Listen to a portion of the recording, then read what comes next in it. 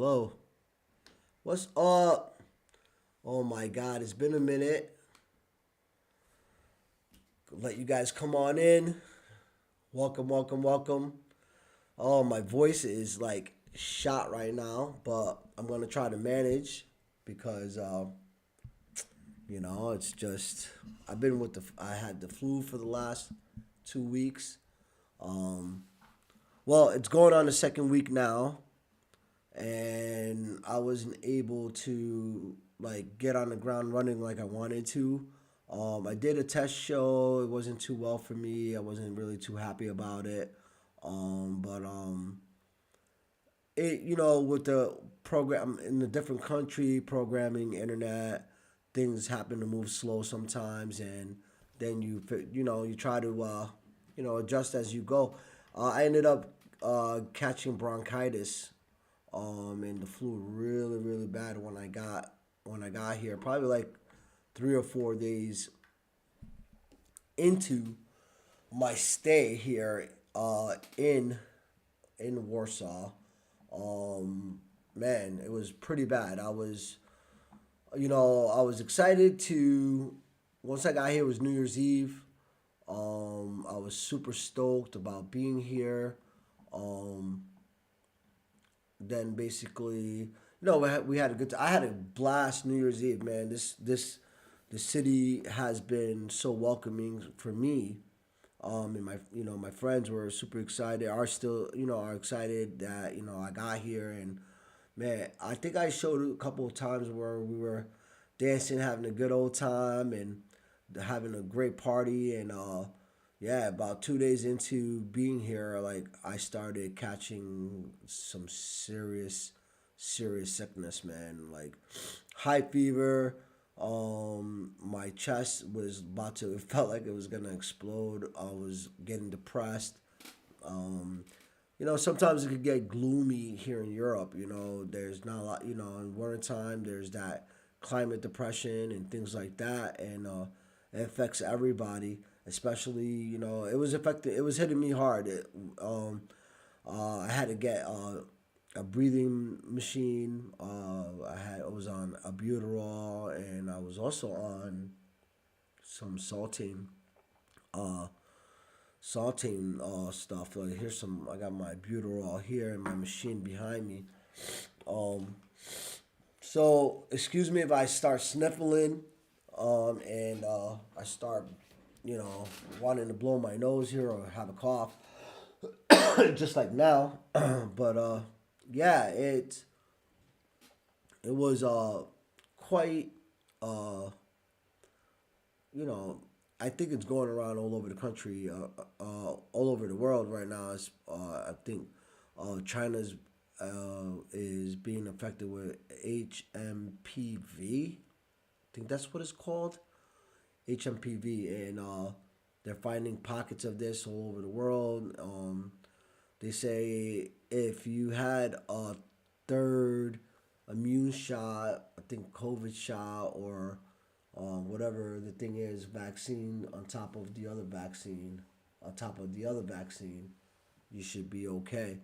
I got my favorite Ukrainian sitting beside me as usual, Mr. Quiet, Mr. Ninja Samurai, uh, ladies and gentlemen, Vladster, aka the White Snoop, aka Yakuza wannabe. Uh, he's here right alongside of me. So everybody give a shout out to Vlad. Vlad saying hello to everybody. He is also under the weather. And I think fuck that. I'm just gonna fucking say how it is. You know what I'm saying? Like stop like everybody's got a fucking podcast. Everybody's got a everybody's got a podcast. Everybody's got a thing now. So why not me jump into the bucket?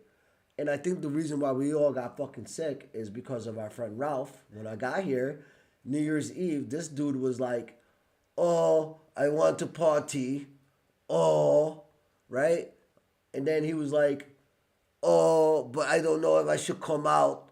And we call this motherfucker, Ralph is the Black Cobra. The Black Cobra was like, "Oh, I don't know if I want to come on." And I know the Black Cobra is watching right now because he lurks like crazy. So Black Cobra, we're talking about you. Oh, I think I will come out for some Bimber, just one or two, bro, because kurva, I do not know if I can, cause I'm very sick. I'm very sick. All right, motherfucker, come on. And then hear me and the Ukrainian fucking smokes right after these dudes, drinking in the same room, coughing, dancing, sweating, not a care in the world after a few liters of Bimber. And here we go now. Now we're paying the fucking price for it. So, 2 weeks of sickness for you. 2 weeks of sickness for you. Good va. Take it. Take it and eat it. I'm just getting over it. So I'm good. I'm chilling. I'm fucking, I mean, my mom's gonna tell me stop cursing. She's gonna fucking yell at me all the time. Like, yo, why you? And not only my mom, but like my other people's gonna be like, yo, bro, you man, why you dropping bombs? But I keep it real. Like, this is who y'all know my personality. Y'all know what I'm about. You know what I'm saying? Sometimes I swear. I try not to, but it's shit's gonna happen sometimes. Shit happens sometimes, doesn't it? Doesn't it, Ukrainian? Good much. This guy pisses me off all the time for no reason. I'm just sitting here trying to like do my show.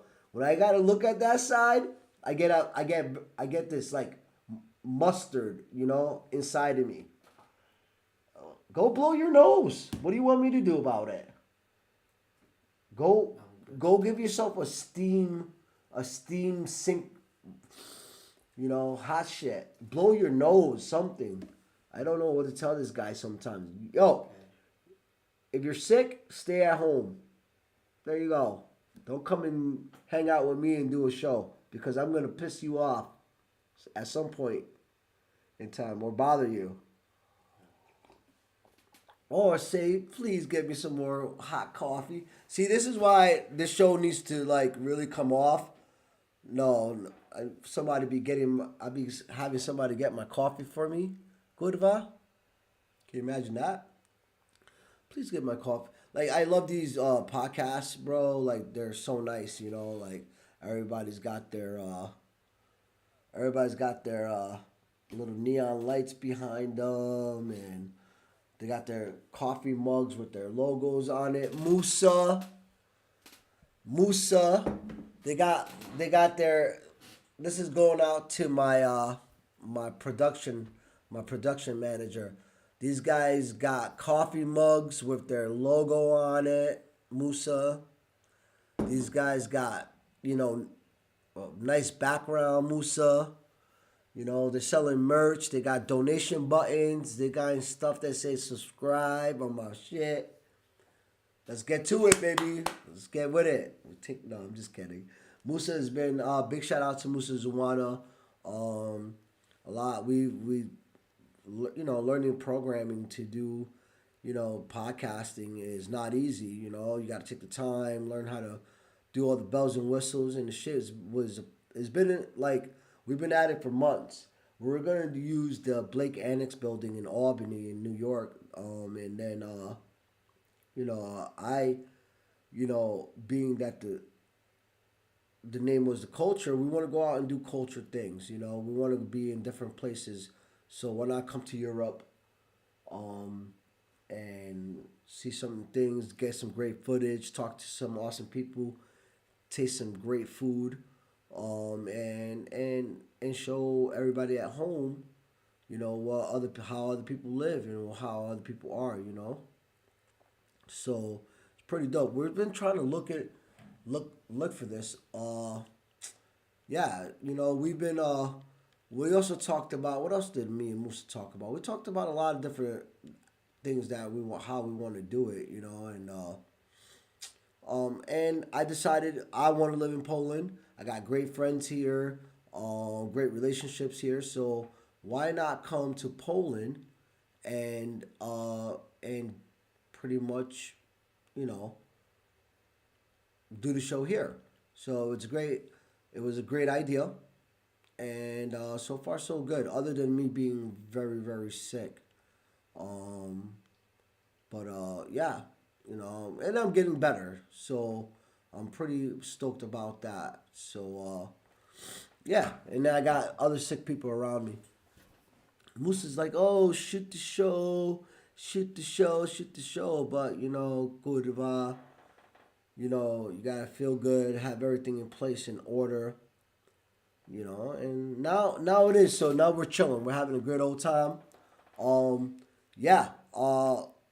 I just need. I haven't been in the gym for like 2 weeks due to this flu and bronchitis that I've had here.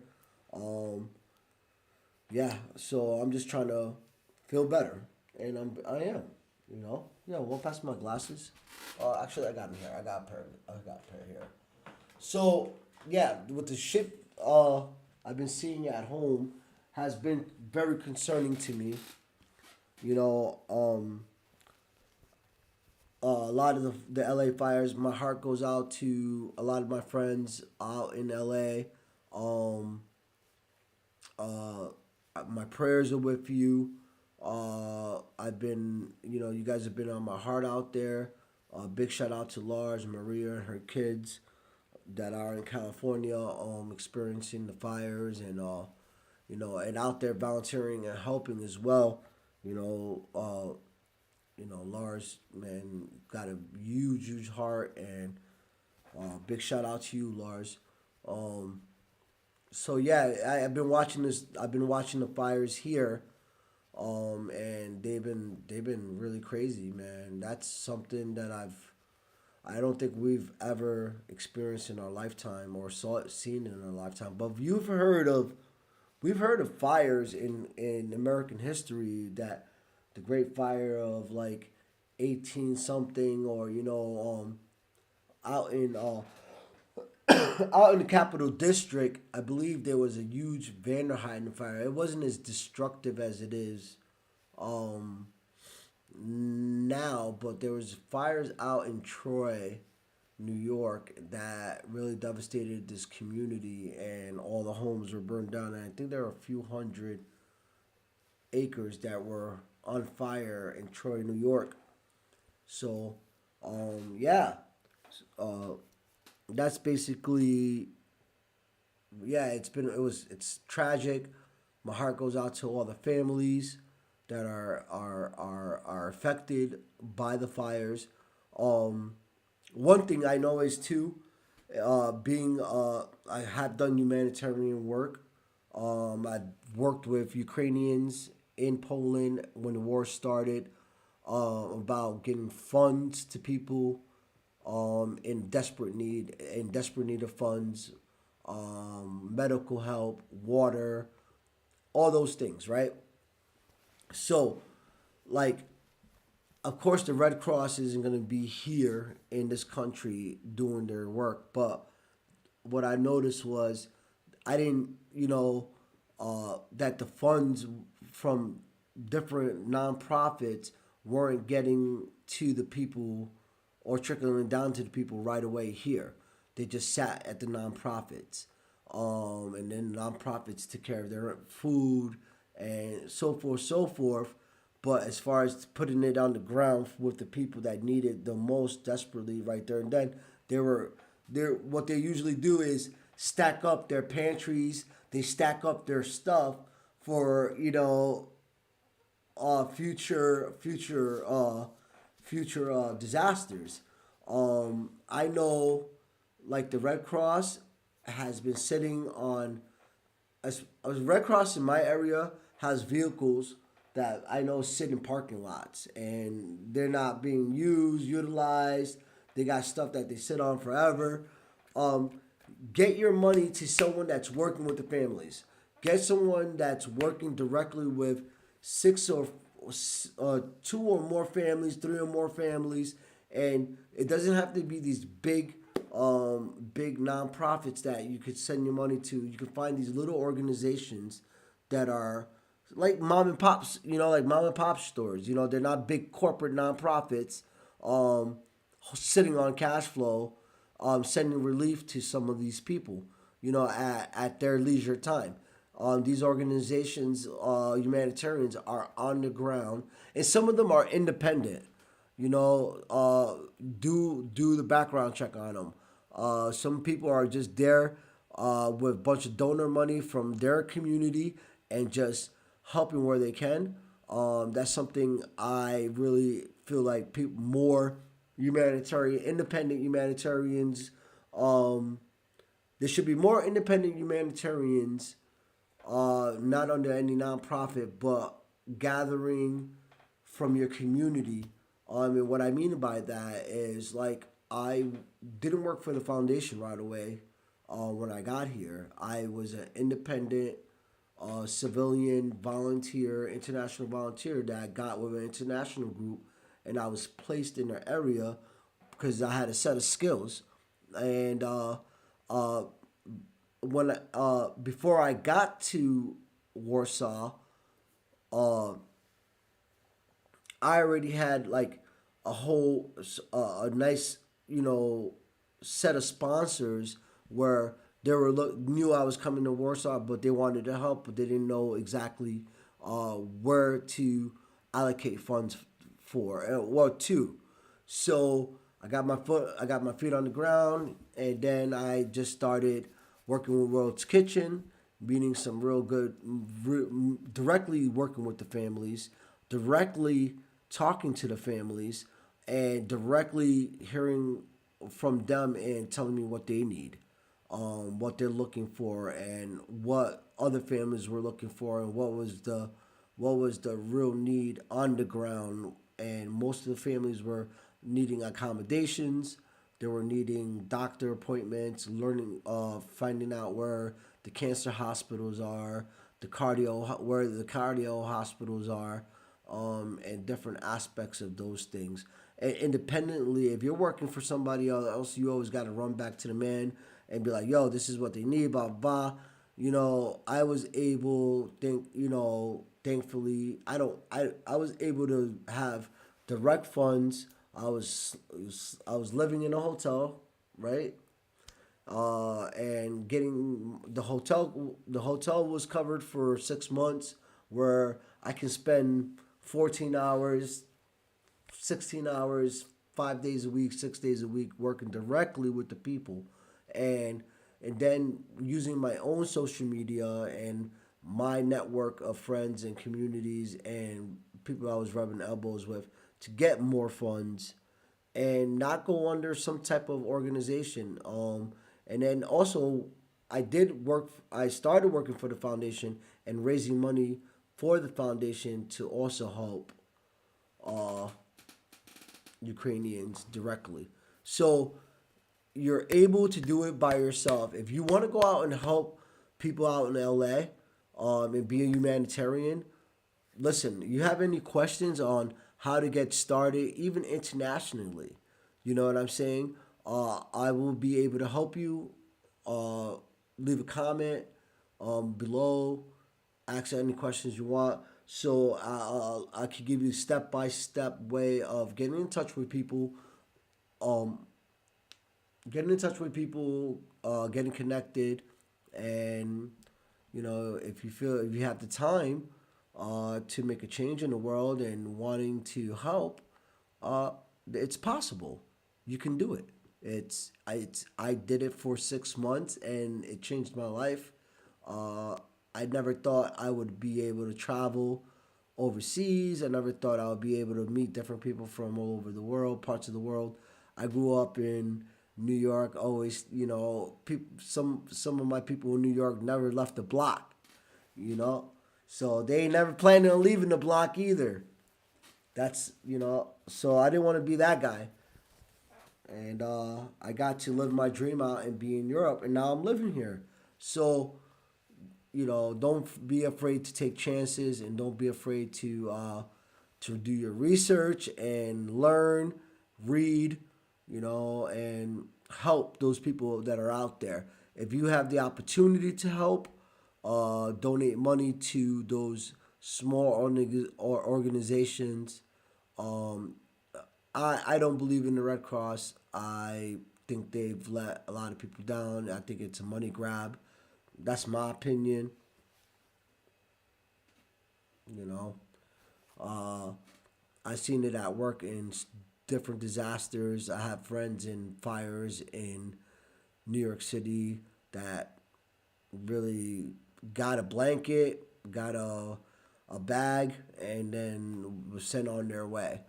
You know, a hotel for a week, and that was it. And then they're sitting on all kinds of all kinds of cash. If you go look up their yearly their yearly capital, I mean, it's kind of it looks they got millions of dollars, but what are you doing with it, really? Okay. So, anyway, moving on from that, let's. I had some. I wanted to look into these fires more, and like I said, I'm pushing the fact that if people would like to go and do some humanitarian work on their independent humanitarian work, I say do it. You know, it's it's rewarding. You learn a lot. You get to meet great people, and you get to really touch some hearts. And people need it. You know, now when they're experiencing stuff like that. So, um, you know, I say like, you know, get at it. Yeah, that's what I'm gonna warm up my coffee, and I'm gonna have you guys look into this little segment of the fires and see it going on right here for yourself a little bit. Misinformation that's out there right now. California has a lot of problems that sort of baffle the mind as far as why they do things. Mel Gibson on Fox News primetime after losing his home in the California fires. And then in the events like this, you sort of look. This guy, Mel Gibson, Is it on purpose? giving misinformation. It's an insane thing to think. But one begins to ponder. This dude right whether or here not got me There tight. is a purpose in mind. What could it be? You know, I don't know. A millionaire. Like, another thing about these fires, yes, man, there's a lot of Conspiracy people that have been theories spread affected. like wildfire. This is an obvious land But- grab. They get them out of their homes this way, and then they can build whatever they want to build. From the common refrain that it's all part of a government plot This is siege by design. to suspected Wow. AI-generated video and images falsely showing the fires approaching the iconic Hollywood sign. Fact checkers working for Unreal. Meta have been debunking some of the misinformation on Facebook and Instagram. Hey everyone, But last week, Mark Zuckerberg announced this, we're going to get rid of fact checkers and replace them with community notes. replacing fact checkers with community notes, a form of crowdsourced fact checking that is used on X. But critics say Zuckerberg shouldn't be That's crazy. shouldn't be to me. trying to emulate X, pointing to viral misinformation on that platform that goes unchecked. Like this post, viewed almost 500,000 times, baselessly claiming DARPA, a wing of the Department of Defense, started the fires. I'm here with the fire command team Bro. at the Palisades Fire. This is Indeed, the X's crazy owner, stuff, Elon man. Musk, has spent the last week elevating conspiracy theories about the fires. What about water availability? Responding to a post from disgraced conspiracy theorist Alex Jones that the fires are part of a globalist plot, Musk responded, true. Antonio Selvin joins us now. In a situation like this, I mean, it always happens, but it seems particularly acute right now. Absolutely. And look, Yeah. one of the big issues, particularly which we saw last year with hurricanes Helene and Milton, and also before dudes that are the tripping. Maui wildfires, And they're is like- a lot of this misinformation makes misinformation people who is need nuts. support from government agencies, whether it be local agencies why or I FEMA, say independently, distrust. That's something we particularly saw after please, the hurricanes. We're like- seeing less of that here right now, but what we are Independently, seeing is, you and of course, guys there is a political debate to be look had for about the policies go go here in find the California, information, but it research has yourself, gone beyond that. and We've seen help the these families president-elect coming in directly, with just straight up especially if you're false claims independently about able policies to. here. And then, of course, Elon Musk, the owner of X, as you saw in that piece, they're engaging with really wild conspiracy theories in terms of that this is a planned event. It's not. But also then really leaning into this sort of culture war stuff about DEI, diversity, Culture and wars, inclusion man. policies, and everything This is else what like it that. is. So it's Culture really just wars. a pretty toxic stew online right now. And on top of Wow. that, And then like we're seeing sitting changes at here Meta coming soon with removing these fact checkers. Donnie O'Sullivan, thanks very much. Captain Sitting Eric here Scott, he is the public in information this officer for the country Los and Angeles how Fire Department. what people And think Captain, about it's us. great to have you People back. think we're Obviously, crazy, you know, bro. you've been joining us in these touch They and go think we're situations. nuts I know over y'all are very here, busy, over so you're there, joining us on the bro. phone tonight. It's We've been talking about these red flag unbelievable warnings that are now that in we place voted through this guy Wednesday evening. in. What is your biggest concern They about think that it's tonight? crazy that our policies The wind is king. are It the always way they has are. been, and we saw Our it gun be so game is devastating last crazy. week, Tuesday and Wednesday. So I'm we've in been a getting country breaks, where and there's then like she comes zero, back, and it's almost been very barely, difficult. basically zero crime. The It's area of major amazing. concern for the I'm like, I Palisades never thought perimeter remains the that northeast area. like there's a place Vanderbilt like Canyon. this It's where a lot I of feel homes, safe very everywhere I narrow go. hairpin turns that we had to No problems, proactively nothing enact popping off. parking I can go restrictions to drink, keep nothing vehicles pop out of off. areas that I turn can to go choke walk points in case with there's my additional shorty, nothing pop off. evacuations. But Nobody's right hootering, now we got hollering, a nobody's lot of catcalling firefighters chicks lined all up over the there. Our place. assets You know, are this and continuing that, to the other, do a acting wonderful job. crazy. Yeah, I mean, we are looking at live pictures right now You guys are in LA. you guys are This is tripping. from KCAL and KCBS. You're showing And then you firefighters got trying to guys contain that are in a power fire. I mean, you can see how close it shitting is on to a neighborhood on on this people map as basically we're after looking this at this. disaster You know, the with biggest concern lies we've and heard is new misinformation. fires starting Culture as a wars. result of this warning, but this My particularly whole head be dangerous spinning situation sometimes warning with that this is shit. that is so rare. If they do, are you prepared for that? Now, and here's We've something I battled wanted to these talk PBS about too, real incidents, quick. in the That these people, some of these people in LA, and not to say like they didn't work hard for their shit, but y'all, you know, they got. I don't feel, especially Hollywood people that lost their shit. I'm not crying for you, bro. I'm not crying for you. I don't, you know. I feel bad for the people that are the 9 to 5 workers, laborers, you know, the poor, middle class that are living in that area, working, busting their shit every day. Y'all Hollywood people, y'all mad about y'all pool. You know, man, I don't feel sorry for Hollywood. You know what I'm saying? Like, yo, for shit, you know, I don't know. This could be. I'm trying to be a positive, be a nice human, you know, but I want to feel bad for the mega rich that lived over there and has about 5 other properties and other things like that. Damn, bro, I just needed you to pour me, man. Like, I feel a little sorry for them. Yo, you know, but here, guys, I'm going to finish playing this and I'll be right back in 2 seconds. Hold on. There you go. particularly dangerous situations, but they are significant. We take them very seriously. So we have a ton of resources here, over 5,000 firefighters that remain on scene, and we have over 40 helicopters that are assigned. We have a very large contingency of fixed wing, including C-130s from National Guard that's here, very large DC-10. So some of these will drop water on target hazards to protect property. Others will be more defensive and drop retardant to stop the flames at what we call the 3 R's, the roads, rivers, and ridges. So they're doing a wonderful job, and we continue to expect night operations to continue. Are you worried that the winds could get so bad, though, that those aerial flights have to stop again, which was, of course, the issue at the beginning of these fires? Yeah, that's more of a worst case scenario. If that happens, it makes so much more difficult to stop the flame front. So I was talking to our chief pilots today, and some of the thresholds are around 40 miles per hour. but at the ridges, it could be cut even in half. It's really up to the discretion of the chief pilot. The main thing on their mind is safety, of course, safety for their members. If that aircraft goes down, now you have loss of life and it can't do anything. Plus, if the wind is so significant, the water dropping out of the bottom is vaporized, the target's not hit. So we have to consider that. But right now, again, we're really proud to say that boots are on the ground and the birds are in the air.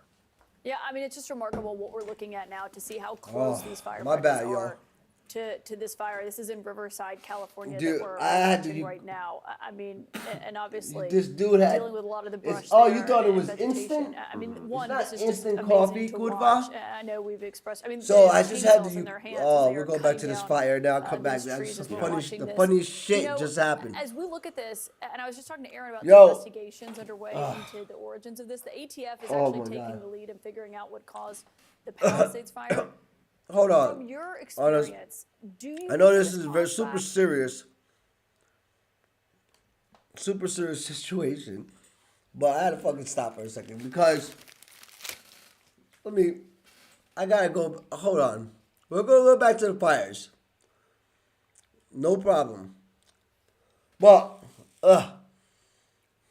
fucking, I just had the Ukrainian go make me some fucking coffee. And this dude thought it was instant coffee, puts it in the fucking cup, puts hot water in the cup, and stirs it to the very top, to the very tippy top of the fucking cup, and then tries to walk it in here and spills. I spill it all over the fucking floor. Not only that, he had coffee grinds. I just ate nothing but coffee grinds, like a whole thing of coffee grinds. This is why I definitely need to, hopefully one day, have a real secretary, somebody to just pour the coffee into the cup that's already in the pot. Ugh. The worst thing ever. That's better. Holy cow. Lord, pray for me. Somebody pray for me right now. Somebody pray for me right now. Somebody. Yo, White Snoop. You alright? You good? Okay. Yo, White Snoop. Make sure there's no coffee, like, all over the whatever. It's not instant coffee, buddy. It's coffee grinds. You do this shit on purpose, I swear. I know you did it on purpose. Kurva. We're trying to broadcast, do some serious broadcasting. Holy, I just basically ate like nothing but cocoa beans and shit. Whew. Whoa, my bad, people. All right, so for me, getting back to, yeah, don't mind me. Listen, I feel sorry for the rich too, right? The multimillionaires, all right? My bad. Lord, forgive me. The multi-million-dollar rich people, they, with 600 other houses when they were like, oh, I lost my second best house and my third best house. Yeah, all right, whatever. Yeah, I hope now that the whole community that they lost their mansions in and shit, the ultra rich, the super rich, that's it. This is what they're saying. The ultra rich, the super rich are the ones that lost their home, blah, blah, blah. Like, I hope they invest really into the middle class families that they live next to, the people that work for them, into their homes, being that our prices in our economy, like the inflation is crazy in our country, and being that, price of eggs are still up, milk is still up, everything's still up, and that's a whole nother show, honestly, one we're gonna get into, and talk about, because, yeah, man, it's ridiculous. Price of eggs are crazy, inflation is crazy. On top of this, oh, the insurances for these people. You know, insurance for these people um are is basically like, I think they say State Farm has canceled 68% of their contracts last year. I think that was last year before the fire. Here's another conspiracy theory. Did these insurance company know what was gonna go on this year to cancel 68% of your policies? Over 7,000 family insurances they had to readjust or couldn't take care of. Also, what else? What other issues that they were going through here? A lot of that shit. A lot of that stuff was going on. Uh, what else? What other? They had a lot of. Yeah, a lot of people can't get coverage. They can't get coverage. Like they're absolutely everything is gone, and they're got to deal with some cheap type of policy or insurance, and or rebuild somewhere else and try to rebuild somewhere else. Like, I mean, some people don't even got, like, the fires burned their jobs, so some people don't even got work anymore. You know, it's crazy, man. So yeah, I don't. You know, with this, it's really hurtful, man. So yeah, um, it's off the chain for me, man. It really is. So let's finish to hear what they have to say here. By humans, or what is your?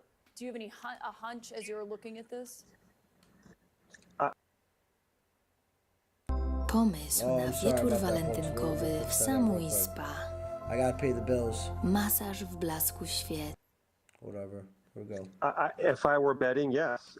Many people are surprised to learn that over 90% of wildfires are caused by us humans. And I think that's really important to sit and think about for a minute, because one less sparks, one less wildfire. We need to be cognizant of that. This is right near Mandeville Canyon right now. A few years past, we had a well-intentioned individual performing proper brush clearance. They used a weed whacker, hot exhaust, put down on light, flashy fuel like grass, and it took off. They couldn't catch it. So people need to think, if you're going to do that, not be doing that during windy time periods. And when it calms down, of course, have an extinguishing agent, 911 cell Word. phone to Chill call with if needed.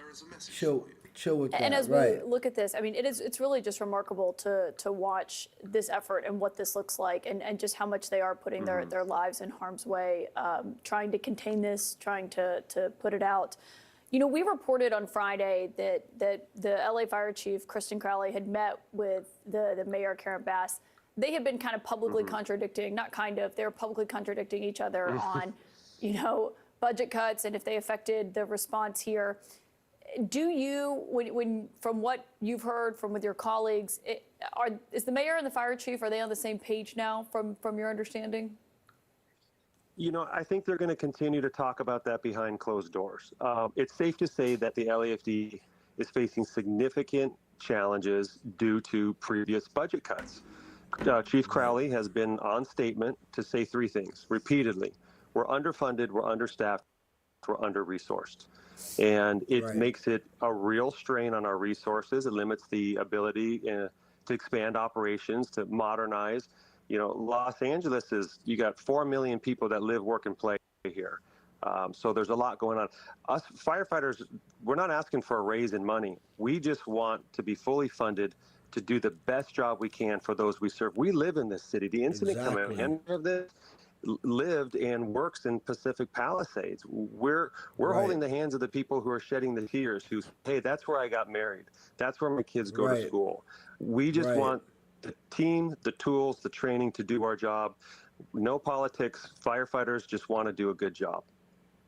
Yeah, we're watching them do a great job right now, and just they're doing an amazing amazing job, bro. These firefighters are doing such a damn good job. Big ups to all the firefighters out there doing their thing. It's pretty wild of what they're doing. and how they're doing it. They're out in the cliffs and on the high hills, and not only big ups to the local firefighters, but they got prisoners doing jobs that are dangerous. A lot of inmates are in California getting to fire camps to shave time. And these inmates, sometimes there's different type of fire camps for these different inmates in prison. Um, and I'll do a little explanation of these guys. These guys are basically sometimes they're sentenced to 18 years. They're sentenced to 20 years. They're sentenced to. Excuse me, there is a message for you. They're sentenced to big time. You know what I'm saying? So they're sentenced to big time, and they are either parole, like they're sent to these camps. They don't really do like from what I remember, they said violent crimes. If you did some violent crimes, you don't get into fire camp. But now they're changing it up, obviously because of how devastating the fires are. But not only that, they need more manpower, right? So with that being said, they get these prisoners, and some of them, from what I've seen, they're like red caps and yellow caps. They're sectioned off.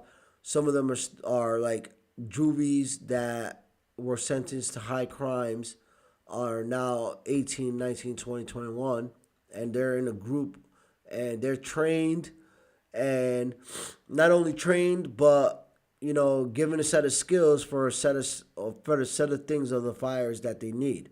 Either they're working on shrubs, or they're clearing paths, or they're doing hose work, humping hose. When I mean humping hose, that they're carrying about 80 pounds of hose on their backs to connect to each hill.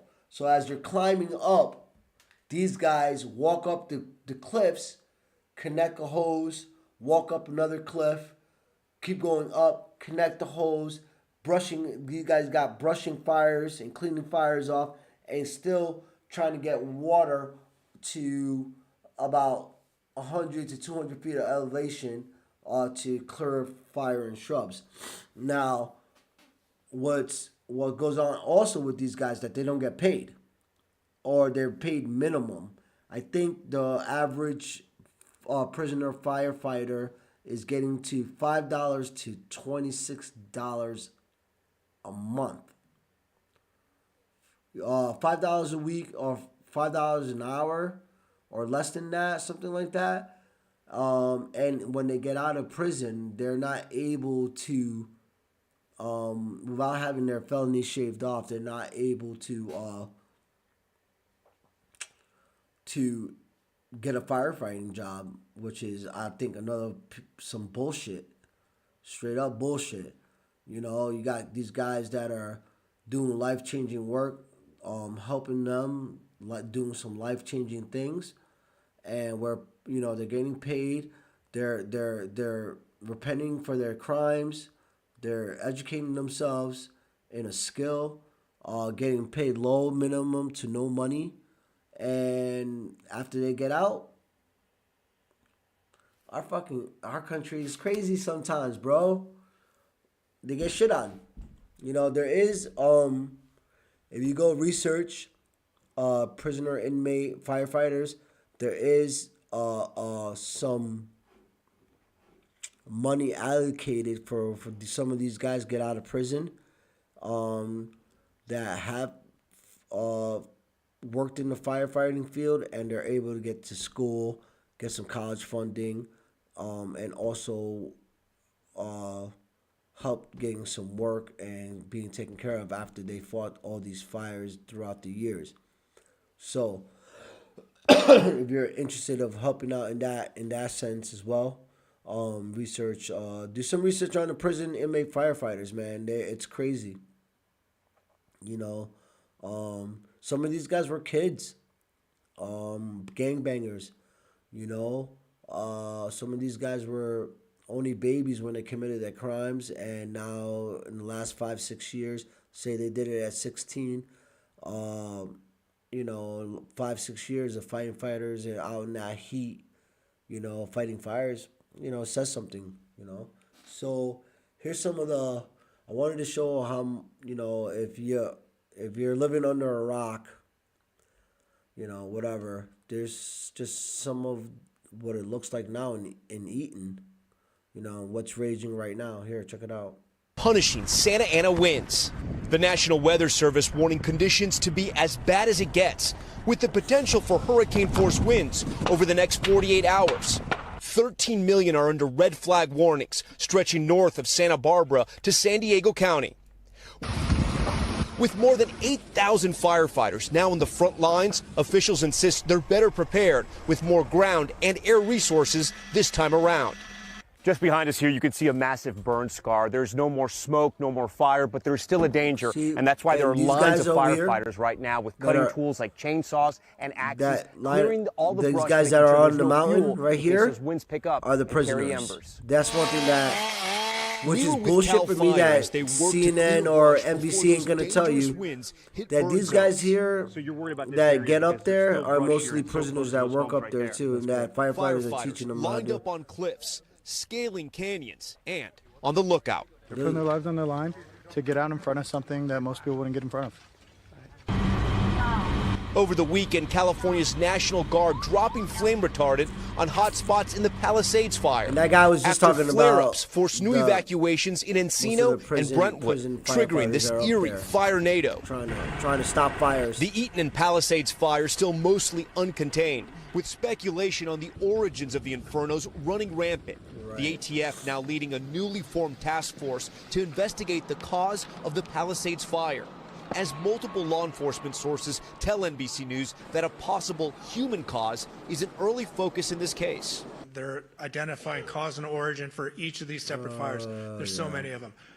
None have been ruled out of arson. The death toll has now reached 24 and expected to rise, including 95-year-old Delise Mama D. Curry of Altadena. That was her refrigerator. This is where she would be.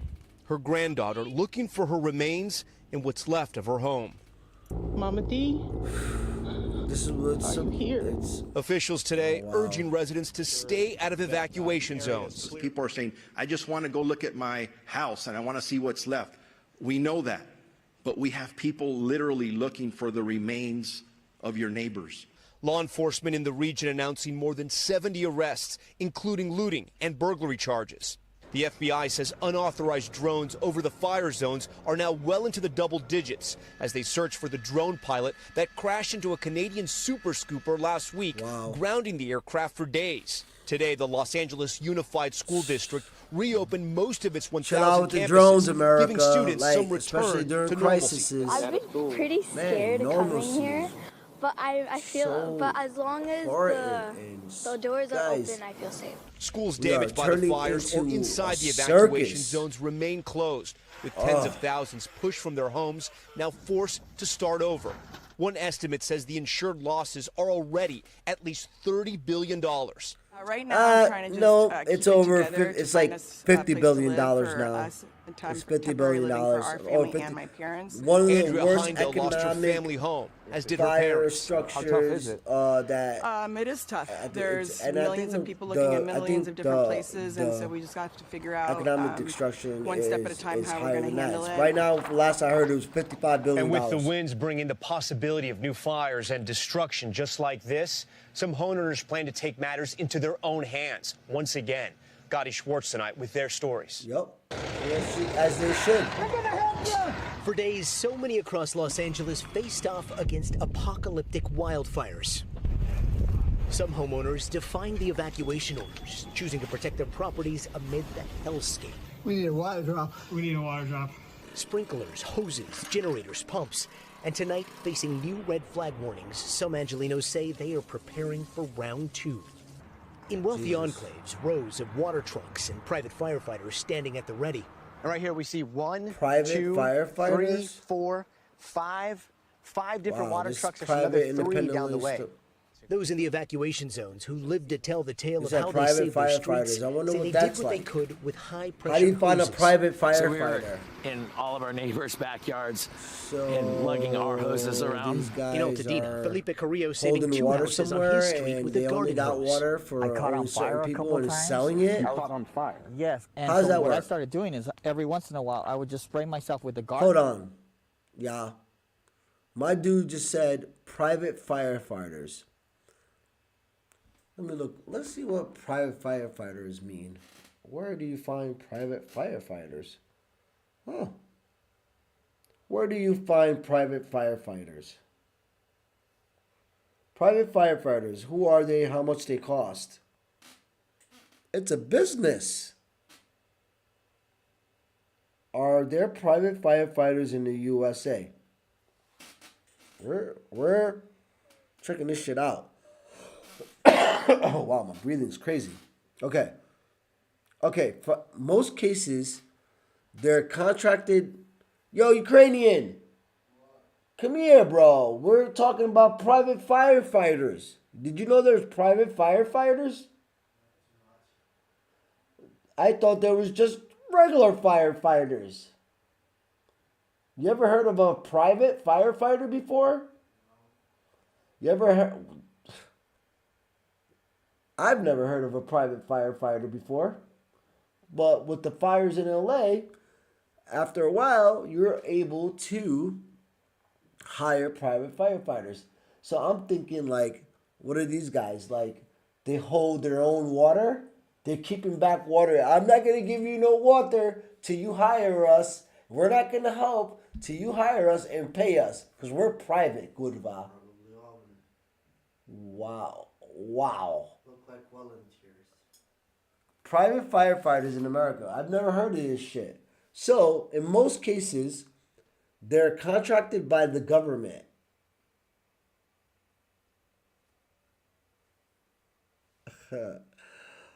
Okay. Aiding local firefighter crews or by insurance companies. Wow. Typically working to avert damage. But some private firefighters offer their services to individuals, a practice that has shocked and infuriated many as its existence has entered into public eye. Whoa.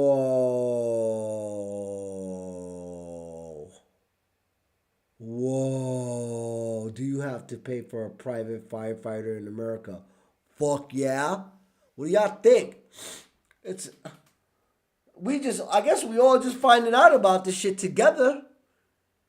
This is news to me, news to you. For y'all don't know at home, you better find out where your fucking local private firefighter is with a fucking bucket of water, and see how much that bucket of water is gonna fucking cost you. This is bullshit. Oh Lord, my mouth. Oh, my mouth. I gotta stop cursing this way. Oh, Lord, forgive me. Oh, I'm cursing so much. I gotta stop this cursing. Can't help it sometimes. But I get teed off. Like, stuff like this makes me want to curse. Good about. Jeez. Okay. So, getting back to these private firefighters. Let's see. Many states and localities prohibit these fees. Some fire departments charge small and large fee for firefighting. Some bill the survivors. Some bill the insurance companies of the survivors.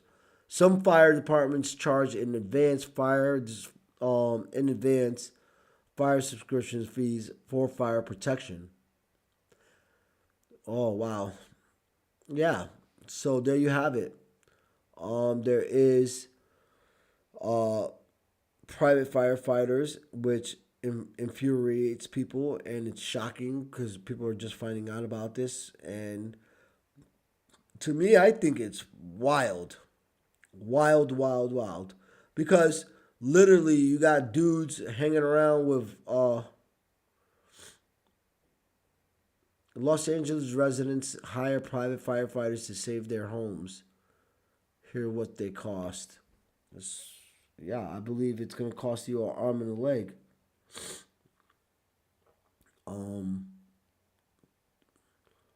Wildfires continue to burn across LA, blah, blah, blah. Yeah, they're not giving me any prices. Read more. I want to see numbers. How much do firefighters cost? Oh! Bro.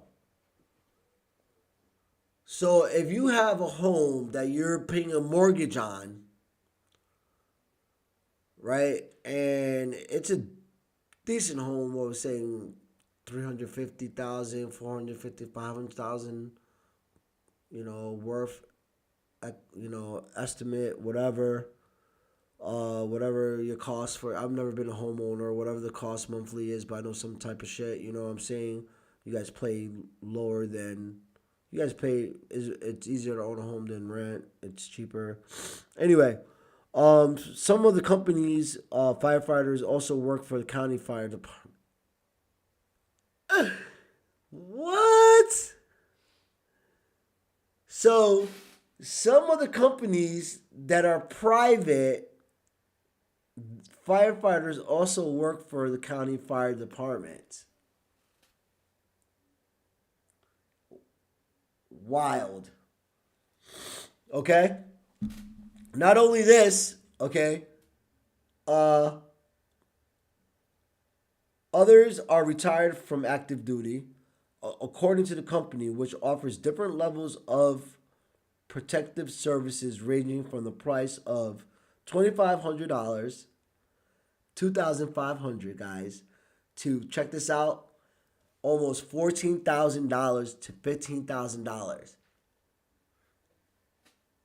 for water to save your fucking home in these times of disaster. I don't care if it's a risk shield for you. I don't think this is like. They're saying that that includes firefighter. They use like pool water, rainwater tanks, water tanks, extinguish. What the fuck? If y'all using that, what's the regular fire department using?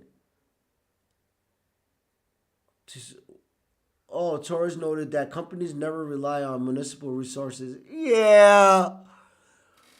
So, like fire hydrants to serve private clients. So, y'all sitting on water tanks. And, wow. Yeah. Our team have been working alongside municipal firefighters in this event. Team. So this is the other shit is that these journalists will go to these people talking to these private firefighters and be like, our team are working alongside municipal firefighters in this event, he said. Dude, you are a municipal firefighter on the side capturing money because you're fucking figure out a way to hold water for disasters like this. So now you are the private guy, but when your fucking hat's off, you are a regular municipal fucking firefighter guy getting the money, getting the cake from the county. But if when some shit really, you could go to the side to your neighbor or your neighbor's friend and help them out and make more cake. $2,500 to $14,000. Apparently, just using pool water and water tank water, and not water from spas and rainwater tanks. Well, so what the fuck are the firefighters using? The municipal firefighters are using.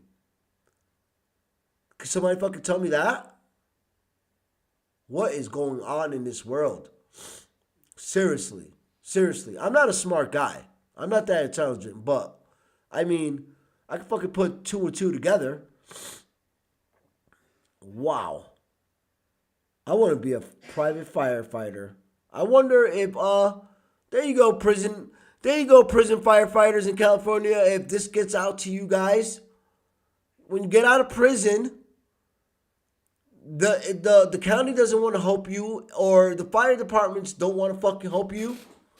Here you go. Go into business for yourself. Booyah. There you go. There's the answer for these prison guys that get out of prison that have been doing fire camps for the last 10 years, 15 years of their lives in prison. And when they get out, they can't get a job because they still got their felony on their fucking track record. Start your own private fire fucking fighting company. Find water, save water, or however these fucking guys are doing it. And then basically, you know, sell it for yourself. There you go. That is the best way to do it. Wow. And I'm hoping that these guys get out of prison and do something like this. Because it's wild. That's wild. So if you got a good $5,000 and you need to save your home, forget your mortgage, don't worry about that because, the bank's on fire anyway. And you're not going to worry about having to pay the bank back right away. Lies. There's your mortgage payment to save your house. So it doesn't, you got a fucking double-edged sword, like $5,000, stop the fire, and then don't pay the bills and lose the house regardless. So both ways you're losing the house. It doesn't make a difference because you have to freaking decide if you want to pay a private firefighter for your home. Wow. I don't know what to say about that, but whatever. Let's go back to, what's next here? Let's listen to Felipe. Just soak myself with a garden hose and continue to fight. Fire officials say those who stay to fight the fire are putting their lives at risk. 66-year-old Victor Shaw died in the Eaton fire. His remains found holding a garden hose. You're putting your life at risk. They want you to not do it yourself. Pay for private firefighters There's to do another it. hot spot that just started up. So we're hooking up our fire hoses again to put it down before the wind starts again. When the fire rolled in, Clayton Colbert and his friends stood their ground, tapping into the hydrant and saving 6 homes. Do you have any firefighting experience? I mean, I do now. Yeah. What do you think would have happened if you and your neighbors weren't here? Oh, my house would have been gone in a matter of minutes. Tonight, Steve Foster's home is still standing, but most of the surrounding community is gone. It's been difficult, but we're getting through it. Would you leave? I'm not leaving. I've been here the whole time. I have no intentions of leaving until my neighbors are back.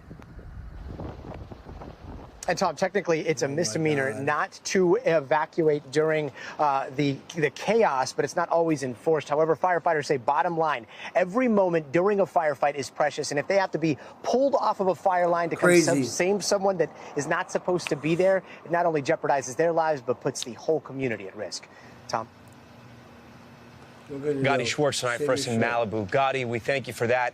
And for those who have lost everything, another crisis has quickly emerged. Where will they find a new place to live? Here's Morgan Chesky. Oh, we were just talking about this. Let's hear this. Let's listen A promise for. We were just talking about people stuck in their jobs burnt down. That's ignited a citywide housing crisis. What NBC has to say.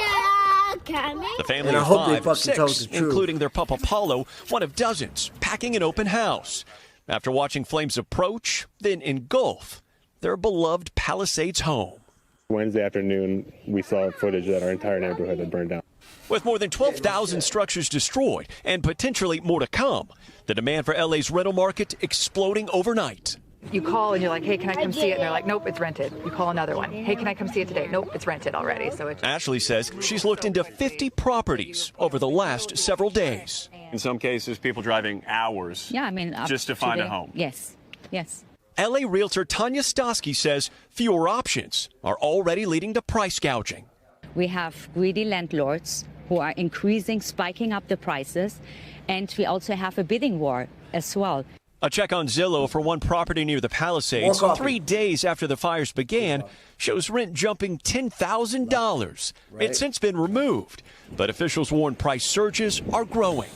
The governor declared a state of emergency last week, which means any price hike over 10% on essential goods, including rental housing, is illegal under California law. Price gouging is sick. I hate it's illegal. Price gouging. It's taking advantage of victims and re-victimizing them.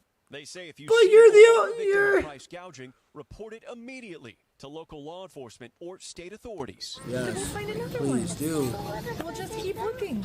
For the Palmatiers, it's not just about getting a place to live.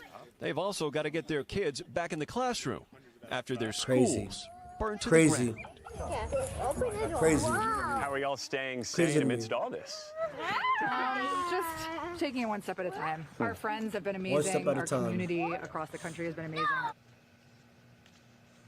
And Morgan joins us live tonight from a Palisades elementary school that once stood there.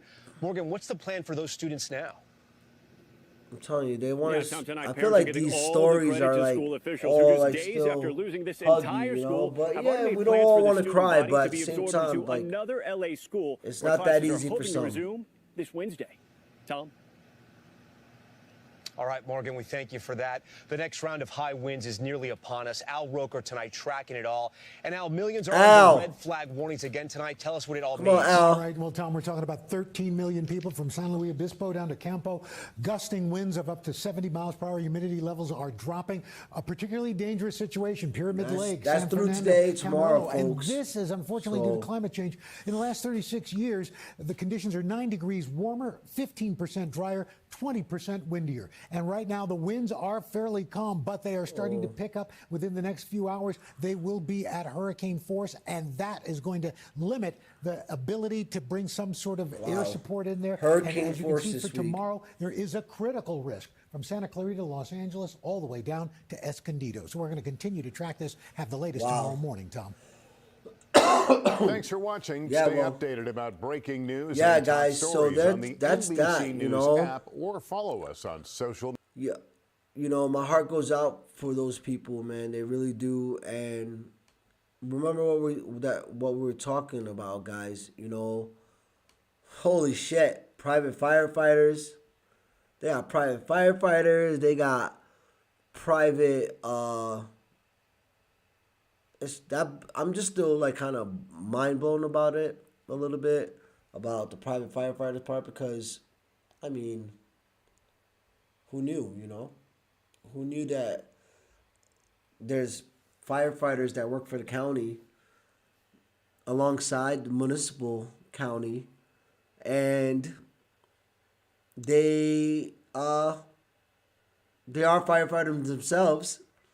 So your boy is a firefighter. So like you're gonna take your firefighter hat off for the county, and then work for this private company that with other firefighters where you get paid more money because you're charging the client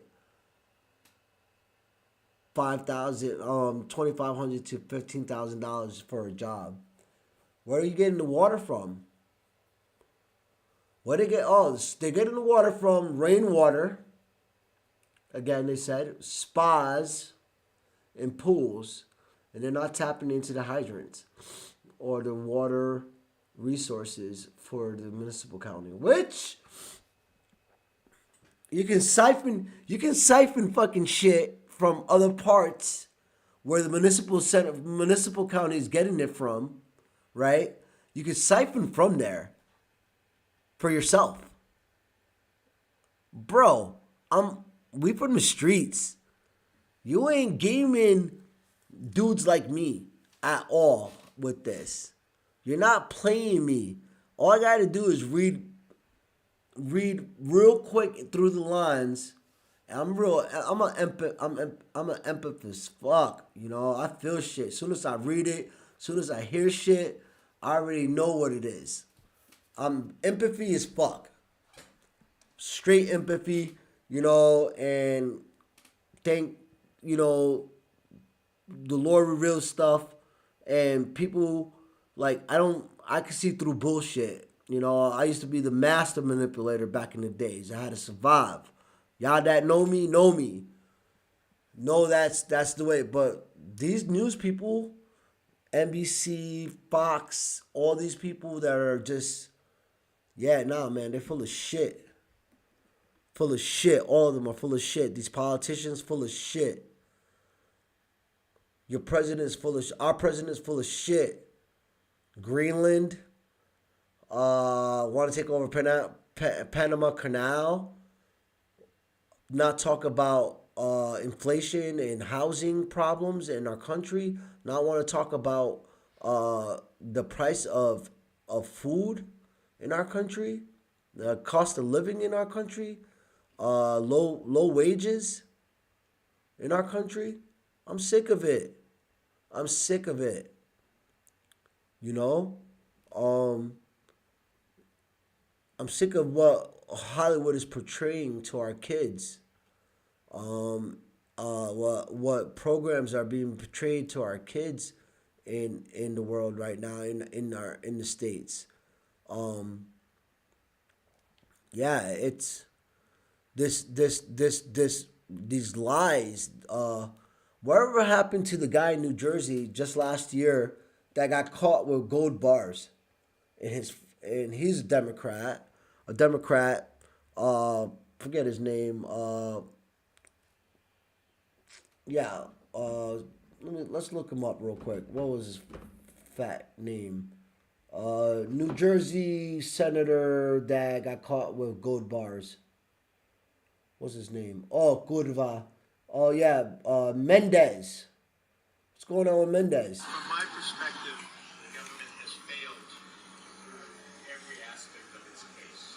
New Jersey Senator Bob Menendez has been convicted in a bribery conspiracy case involving allegations that he...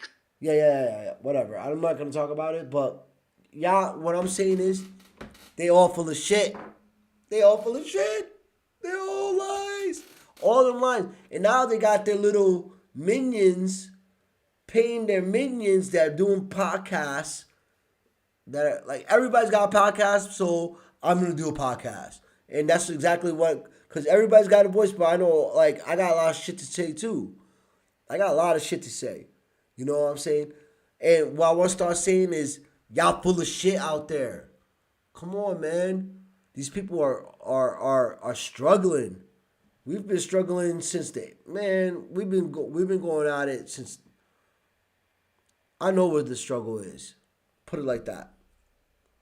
You know, and then you got these capitalistic thinking politicians where it's all capital. It's all about capital now. Everybody's out for themselves in our country. Everybody's out for themselves. And you know what? People say, oh, nobody cares. Nobody cares. It looks like that, but some of us fucking do. I'm one that cares very, very much about people, places, and things. So, you know, mental health, huge problem in our country. Problem in my community. You go downtown Albany right now, Pearl Street, Madison Avenue, especially those two crossways, and it's rampant. You can see it. You can see it in people's faces. You see it walking around. What? This dude is talking about Greenland and fucking Panama Canal. Fuck that. Our streets are looking crazy. Yo, they're smoking crack in the broad daylight. In my hood, in my area, out there. They're talking about people are just and the thing is, the shit that people post of non-importance, you know, just to get a hit, some views, some clicks and shit. This shit is crazy. They put some sad shit up there, you know. I don't want to see, you know. I mean, it's out there, so you have to see it, you know. Heroin addicts fucking doping out on my fucking street. People smoking glass crack, you know, right out there in the open, you know, and kids driving through it. And then the thing is, that's 1 block away from the Times Union Center where, you do all kinds of events, and people come from all over to come see events and do events. You go up the street by the Tri-5 parking, and you got the most craziest mental health problems walking around the streets. I've seen dudes in hospital gowns, in hospital, like, you know, sick, homeless people, dude, out in the street, snotting. And I know they're adults, and you know, they got, you know, in our country you give people choice. You know, they can they can sign themselves out of hospitals. Sometimes the hospitals don't even want these type of people in their hospitals. It's fucking nuts that we're not addressing mental health. The first thing is people's minds right now with the depression and anxiety, the amount of anxiety in our country, the amount of depression in our country. It's absolutely insane right now. You know, why don't we address that first? People's wants and needs and sadnesses of trying. It's depressing that you don't know where your next meal is gonna come from, or if you can't pay the rent. You know, you want to give your kids better education, higher education, and you can't afford that. It's sad. You know. I know. I came from the most brokenest home that you can think of. You know what I mean? My mom, I remember in the 80s in Brooklyn where I was, the welfare trucks. We had welfare trucks pull up to the block, and people would line up behind the trucks for about a block, and you wait on line, and they would distribute boxes of powdered milk, cheese, block cheese, and that was probably the best cheese ever in the world. Block cheese is like this big, and some of y'all know what I'm talking about. Y'all know what I'm talking about with that block cheese. You know, honey.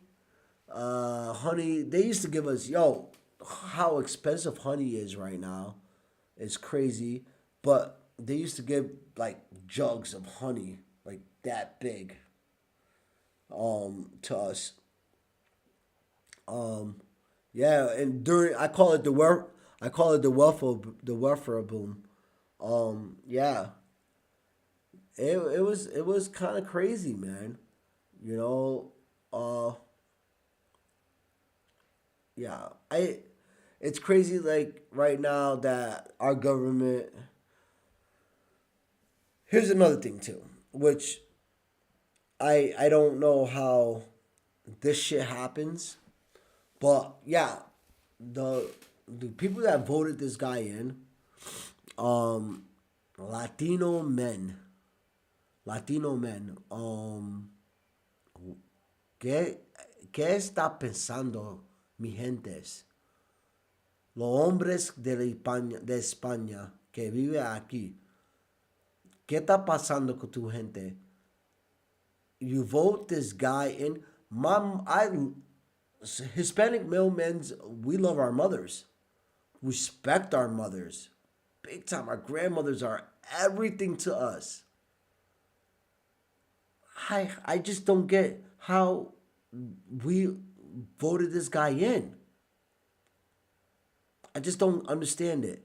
And then, we got a dude, one of the most racist dudes. What's up with, one of the dudes that lead, what's that group? The Proud Boys. A Latino man, right? Conservative. This other racist little, his last name, he has a Hispanic last name, little white boy, I forget, that is anti-Semitic, and he's also racist, and him and Kanye went to dinner a couple years ago, to Mar-a-Lago with Trump. What's his name? Kanye. Let's look him up. Kanye and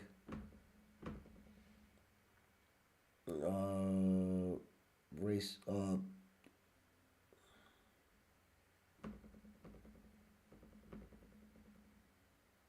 to dinner. I'm going to get this guy's name because this is super important. Now, I'm getting somewhere with this. The leader of the Proud Boys that's in jail right now. Cuban brother. Dinner at Mar-a-Lago. Mar-a-Lago. And then this dude, bro, I don't know what Latin men these guys are talking about. Like Fuentes. My man Fuentes. There he is. The Holocaust denier, Fuentes. Nick Fuentes. Is that what his name is? Nick Fuentes?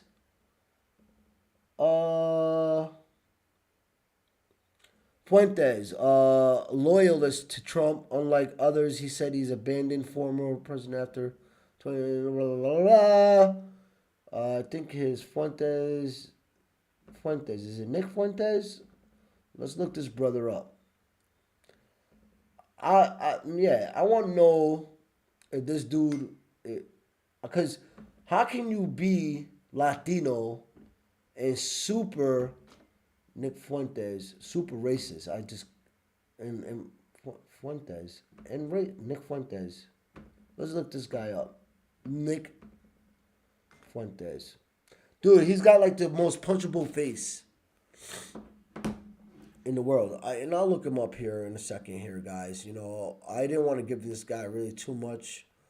I don't want to give this guy too much airtime because I hate racists, and I hate Curva.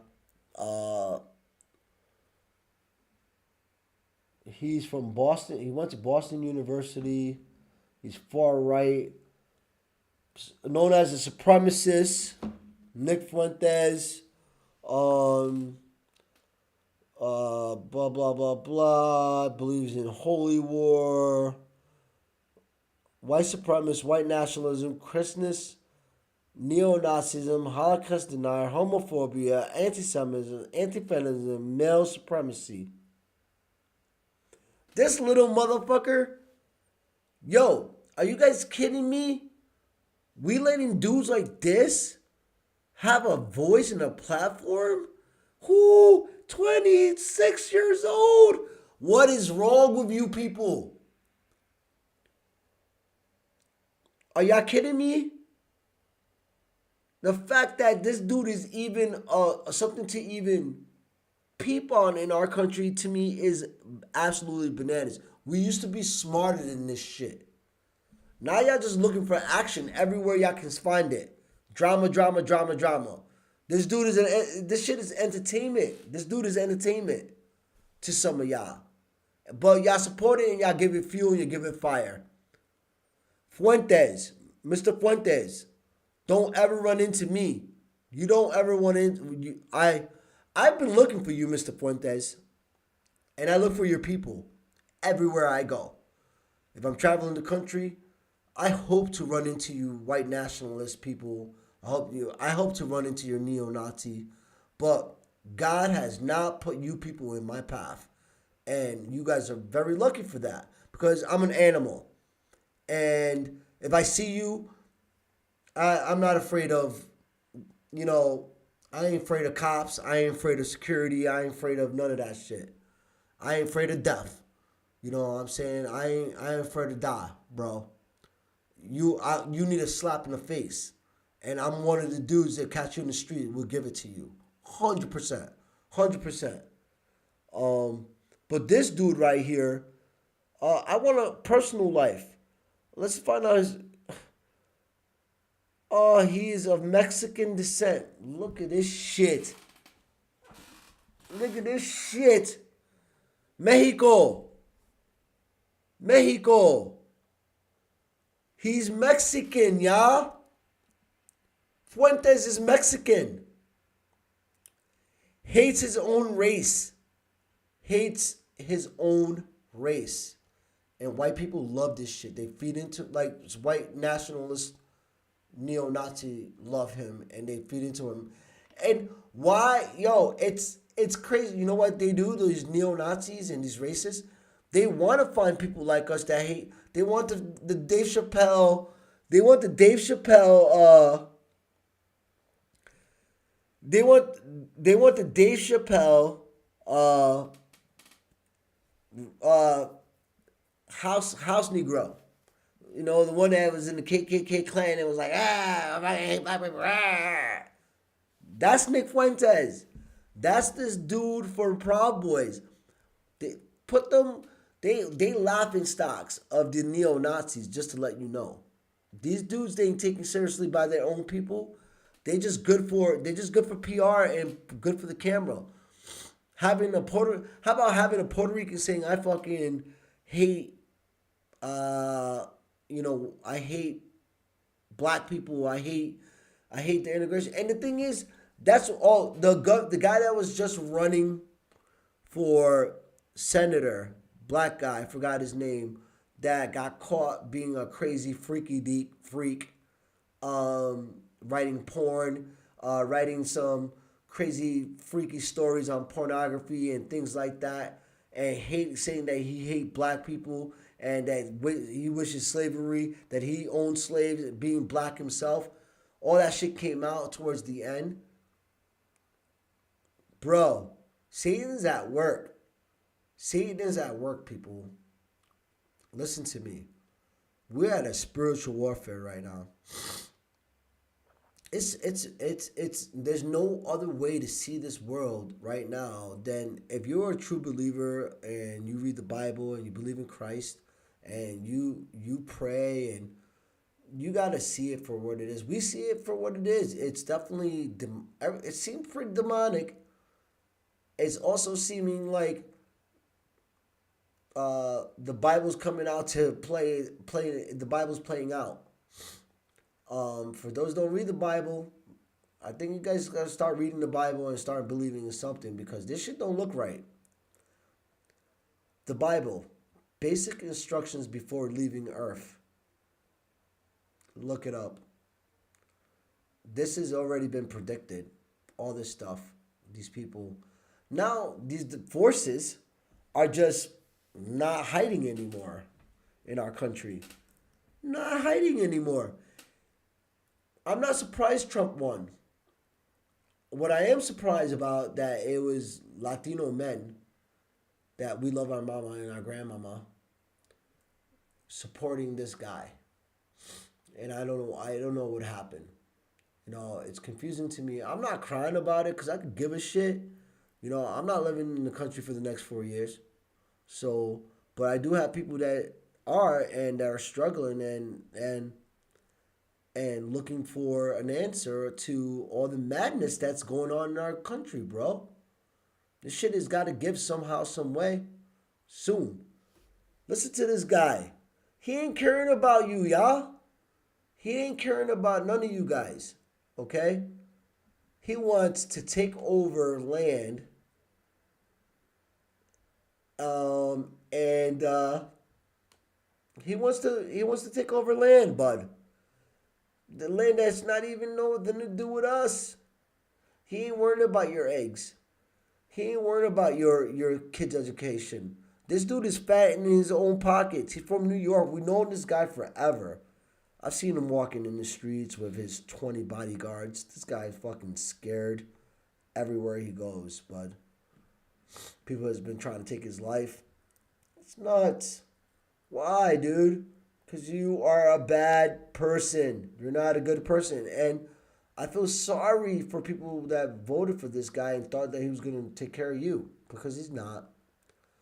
You know, I know a Marine, Polish descent, that loves this dude. Every time he sees me, he's like, oh, you're a liberal, blah, blah, blah, blah. No, I ain't fucking shit.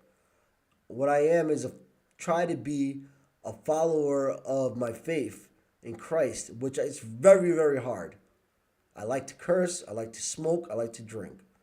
I like women. And I struggle with this every day, to be better, to not, to focus on what's good in the world, how he wants me to be, how he wants me to walk, discipleship, pray. These are not good people, man. But here, and this guy is like shits on his own ancestry and follows this guy. It reminds me of like a Nick Fuentes type of guy, but not liking his Polish descent. He said he's been to Poland. He said he hated the food. He said he hated the atmosphere here. Motherfucker, your last name starts with ski. What do your grandfather thinks about that, huh? That you don't even like your Polish descendancy?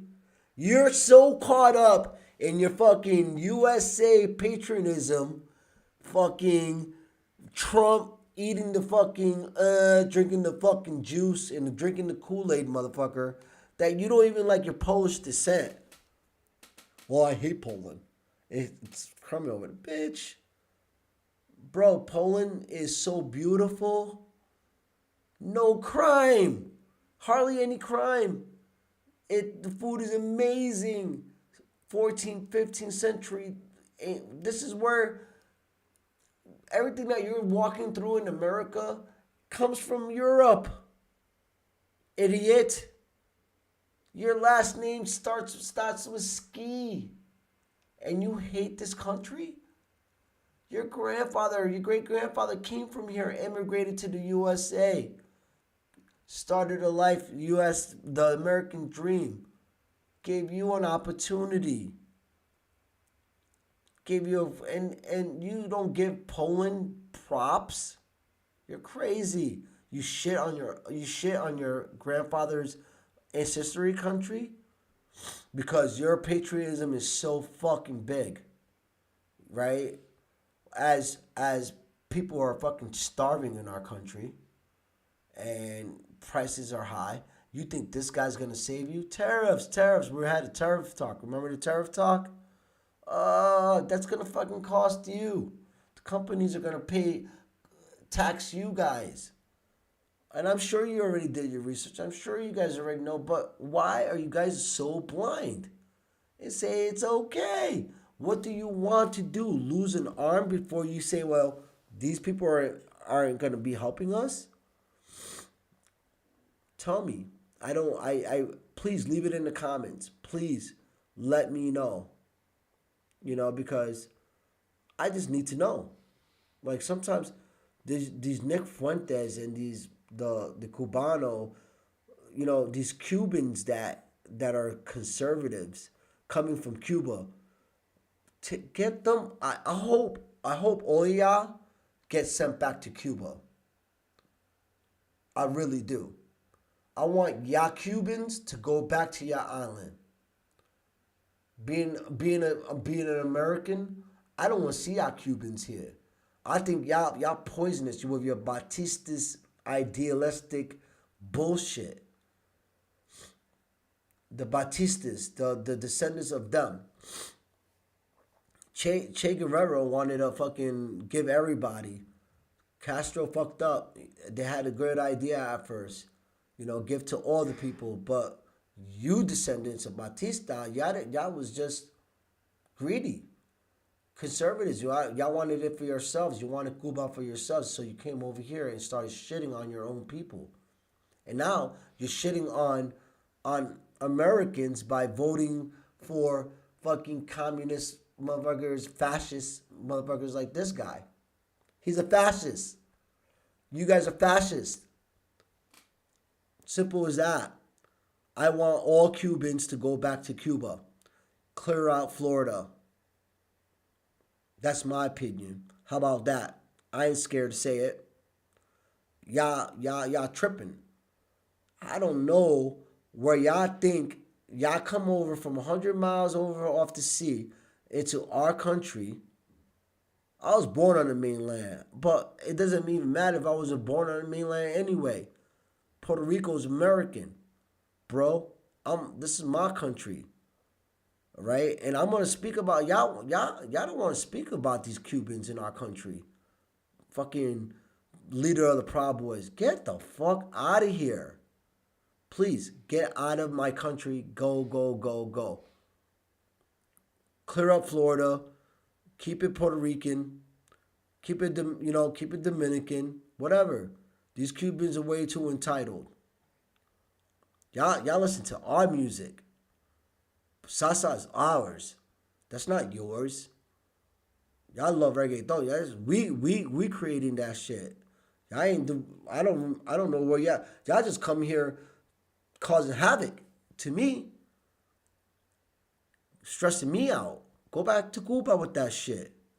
Go develop. If you ask Cubans, do they like Cuba? They say no.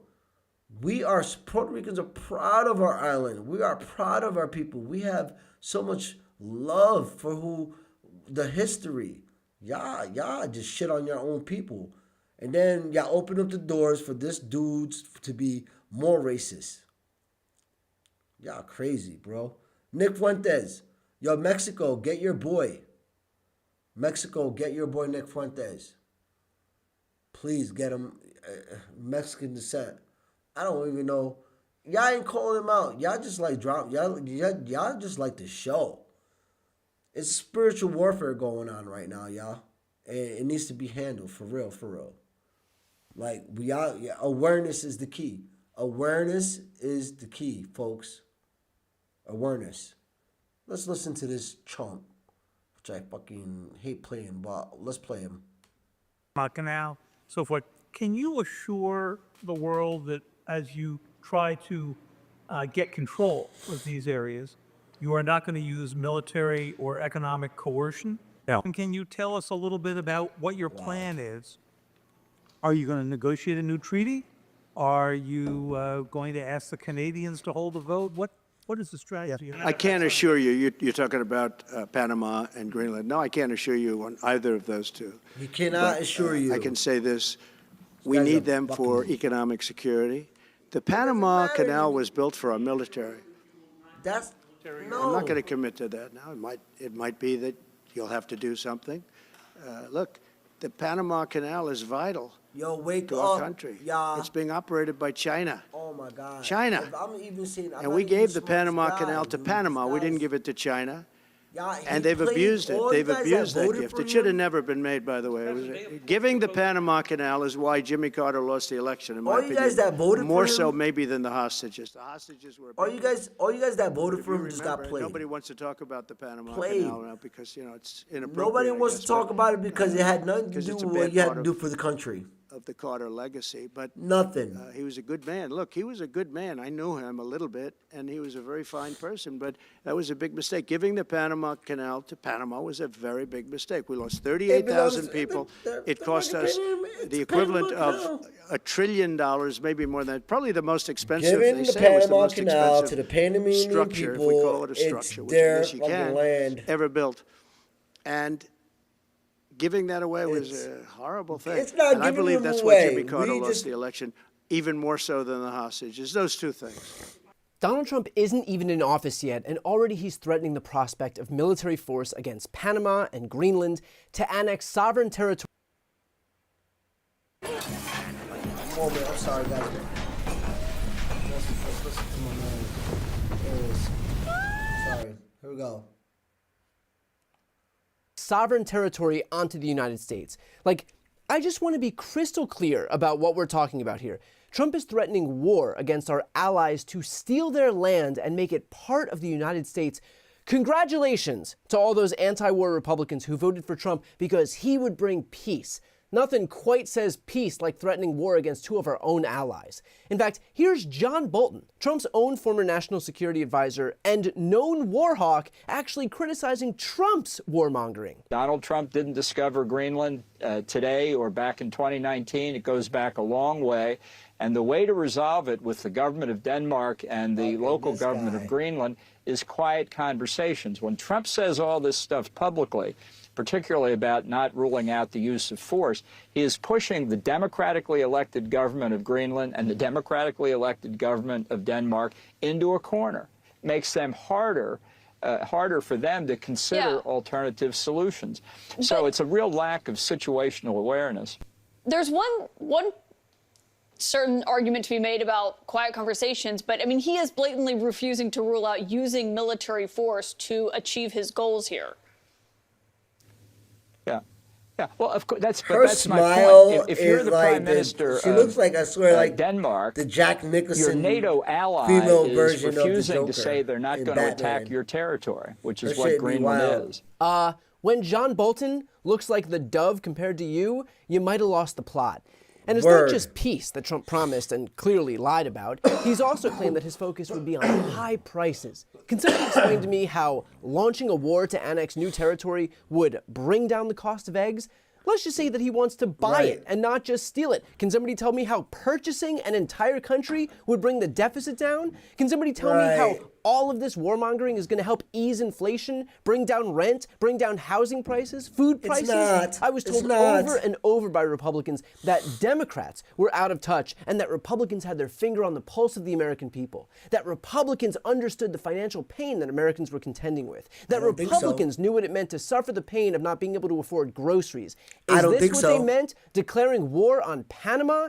In fact, that's a point that Congressman Jim Himes brought up on air. Mexico is really, really important to us in stopping fentanyl, in helping us with the migration problems we have at the southern border. Canada is really important to us, another NATO ally. We should not be gratuitously pissing these people off. Again, where is the economic benefit to the people who voted for Donald Trump when he's off, telling tales of Greenland and renaming the Gulf of Mexico? Well, the way he pitches it is, when it comes to Greenland, for example, it's for national security purposes. Is there any credence to that statement? No, it's bananas. It's insane. I mean, again, Denmark, which owns Greenland, I think that's probably a fact that most Americans are learning, is a NATO ally, right? This shit is bananas. Eat up in there, and it's just a bit. It's bananas. He's bananas. Yes, We're getting California back. We should also remember that despite Trump's relentless and shameless absurdity, none of this is normal. Imagine for a moment that Joe Biden suggested invading a sovereign We've left country. normalcy Imagine if anybody suggested invading a sovereign country from the United States. Just because the media has become so accustomed to giving Donald Trump a pass, spiritual warfare, does not mean that we my should next write off the 15 utter minutes is lunacy going to be of all what he is about suggesting right now.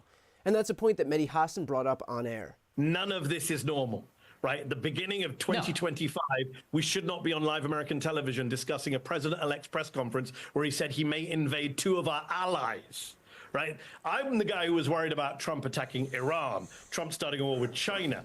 I did not have it on my bingo card for war with Denmark and Panama in 2025. From the guy, as you said, who was supposed to be the No More Wars president, leftist friends of mine, Muslim friends of mine, saying, well, Joe Biden, Kamala Harris have been so hawkish. At least Donald Trump, he'll be anti-war. He's not even president yet. And he's saying, I can't rule out military action against a fellow NATO member, Denmark. By the way, the national security argument is so absurd to take in Greenland because it's like, oh, well, Russia and the Arctic. I thought Russia's Trump's pal. I thought Putin's not aggressive.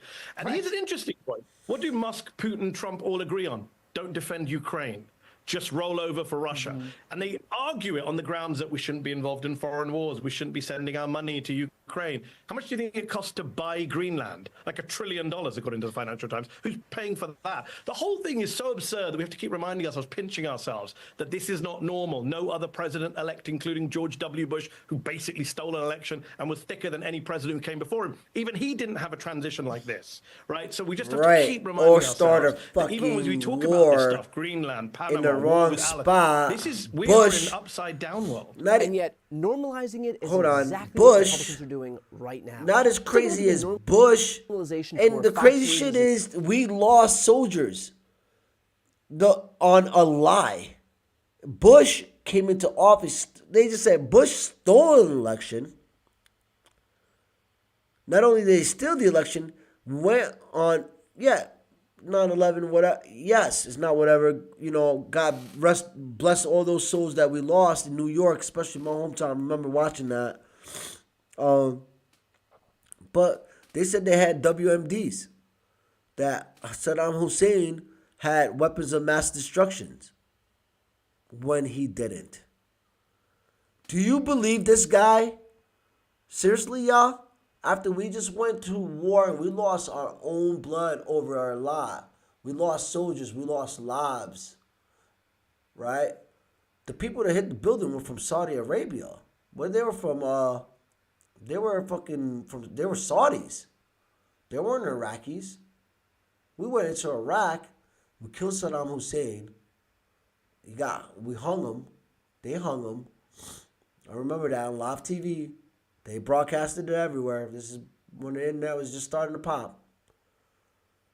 They hung him. And then we tried to take over and make Iraq a democratic country, a Muslim country, democratic.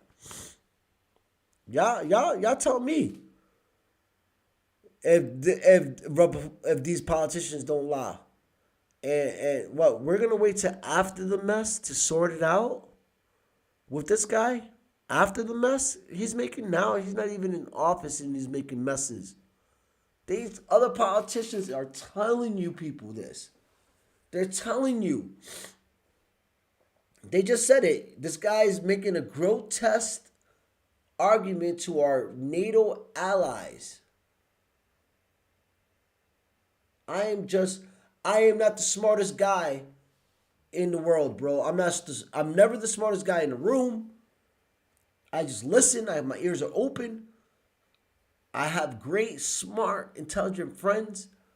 How is this possible going on in our world right now, guys? Tell me. Please leave it in the comments when you're watching my show. Please subscribe. Please talk to me about the stuff that I'm tripping about here. Tripping. Because to me, it makes no sense. Engaged in today. Well, Greenland, strategically, it makes sense because it's the halfway point between our country and the UK. So it would make sense to have that for war purposes if we ever got to that point. Also, we have a big space facility there as well. As far as the Panama Canal, we built it. Was it 1941? We built it. In the 70s, it was renamed, and he wants to take that back. It makes perfect sense. Gulf of Mexico, if it became Gulf of America. But to me, the biggest thing that he said, the biggest accomplishment in the beginning would be getting these hostages back. Talking to someone who's Jewish yesterday, and she said she voted for Trump. She doesn't understand how the Jewish community could not vote for him, especially when he's saying he's going to get these hostages back. And then she said, I will be appalled at my community if they do not support him if he gets the hostages back home. Well, he's going to get them. They're going to get, I mean, they're close. He submitted a list of 34. They're going back and forth over the weekend, like who's alive, who's not. Canada. I hate this guy. I wanted it. Sorry, and I tried to divide it into two states. Mm-hmm. And then I realized we'd be adding Montana, basically, for the Republicans, and electorally like a Texas for the Democrats. Mm-hmm. And I don't like that. But the fact that they don't want us to take them over makes me want to invade. I want to quench my imperialist thirst. I mean, if you are looking for the definition of pathetic, of servile, of spineless, it's Trump little minions on right-wing media. I swear, there is no insanity that these people wouldn't offer round-the-clock apologia for. Trump could suggest eating babies, and Jesse Waters would do an hour on how they're actually high in protein Jesse Waters would be like, this is Jesse Waters. Diet. So I know that Republicans will continue to run cover for Trump no matter what he does, but I hope a few of you out there who may have been swept up in Trump's campaign promises. Lord, forgive me. I am sorry. Forgive me, Mom. Forgive me. I didn't mean. Capital. I'm sorry. It's not going to be focusing his attention on high prices or grocery costs or rent. It's not going to be raising wages or reshoring lost jobs. His priority will be engendering chaos for the sake of flexing his autocratic muscles in hopes that he'll be remembered for doing something flashy, doing something historic that will feed into his ego. Donald Trump's presidency isn't about you or me or us. Donald Trump's presidency is about Donald Trump. Exactly. Before you go, just a quick note: if you'd like to see more of my content, boy out. He's always got some great sponsorships and paywalls. Please make sure to subscribe to this channel using the subscribe button right here on the screen. And if you'd like to support, but before you subscribe to his shit, subscribe to my shit because I'm gonna be playing his shit regardless. You know, so I appreciate it. So, yeah. Man, I got worked up today. I think a little bit with the fire and what's going on.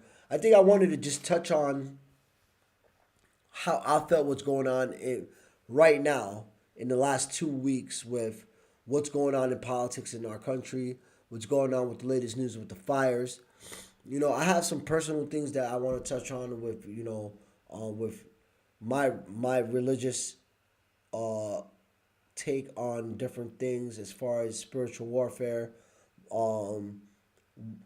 addressing some of these things that are just so obvious that it's like seems so demonic, and it seems so like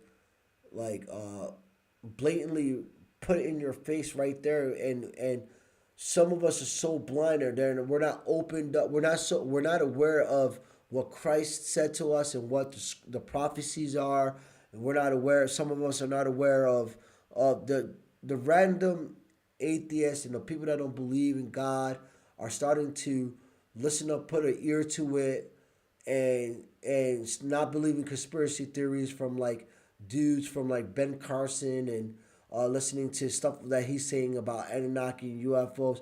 You should notice how this UFO shit just already just gone, right? But anyway, like my political view and what I think, and I'm gonna continue on. I'm gonna cherry pick what y'all watching, what statistically what is stream like mainstream right now, what everybody wants to talk, because I know a lot of people in my community are aware, in tune, and like to know what's going on in our community, in our government, and elsewhere. I'm in Poland, so what's important here, I got the war right next door, and Poland's a NATO country. So if we're treating Denmark like shit, and we're treating Canada like shit, what are these other NATO countries expecting? Like 4 years ago, he wanted to dismantle NATO. He got us out of the Paris Accords. He wanted to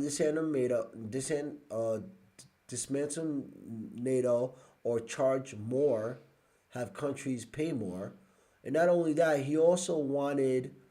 He doesn't want to defend Ukraine, and I feel we're gonna have a Ukraine discussion my next episode. Matter of fact, we could talk about how I feel in the beginning of the segment about Ukraine, and what goes on with the and what's perfect is I have my Ukrainian best friend Vlad, where he can state his opinion if he wanted to, or I'll ask, but I already know where he stands, and I can speak on that, on some where some Ukrainian men are standing at, and the oligarchs and the corruption that's always been in that country.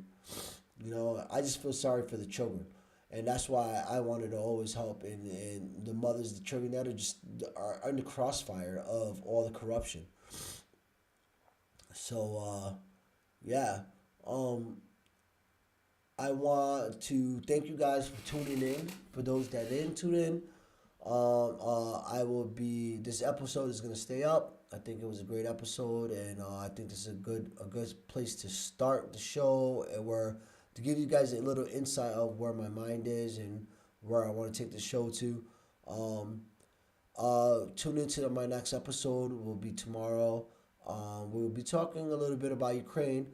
We'll be talking about a debate with Wes Huff and Ben Carlson about the truth about Christ and the Bible, and also about conspiracy theories, knocking the crucifixion, learning about just history in itself, and I think it's going to be a great segment.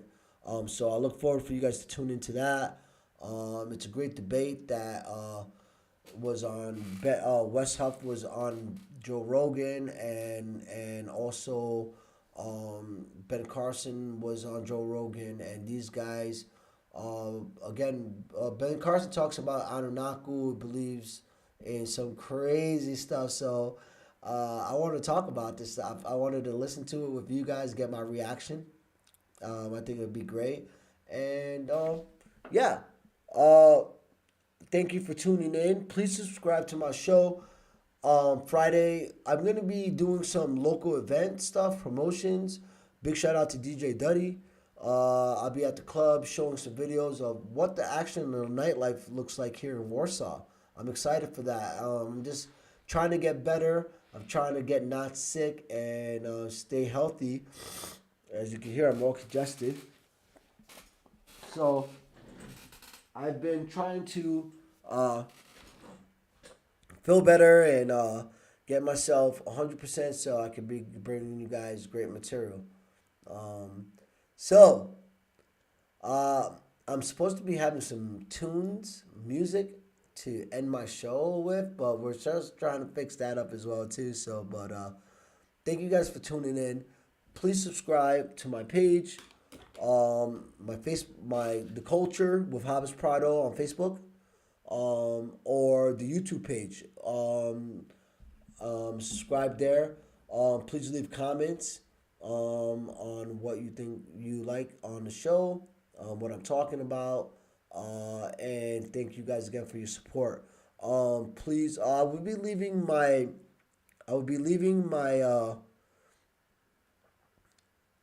my Venmo, my Cash App information in the description. If you want to support the show, you want to support me, bring you guys some great material, traveling. I plan on going to Germany in a couple of weeks. I plan on heading up to Gdansk this weekend. All this stuff is, I asked for sponsorship. So if you want to help sponsor the show and sponsor me, my email is please email me at jabesprado@gmail.com. Again, I will be putting up my Venmo and my Cash App for support. We're buying merch. We're trying to get merch sold. If you want to buy one of these shirts, that would help me out. And again, thank you guys. God bless you. Pray for me as I pray for you. Pray for the people in LA. Pray for our government leaders, that they be making right decisions for us and that we are able to function as in peace, man, in positive energy. God bless you. Thank you for watching. Have a great night.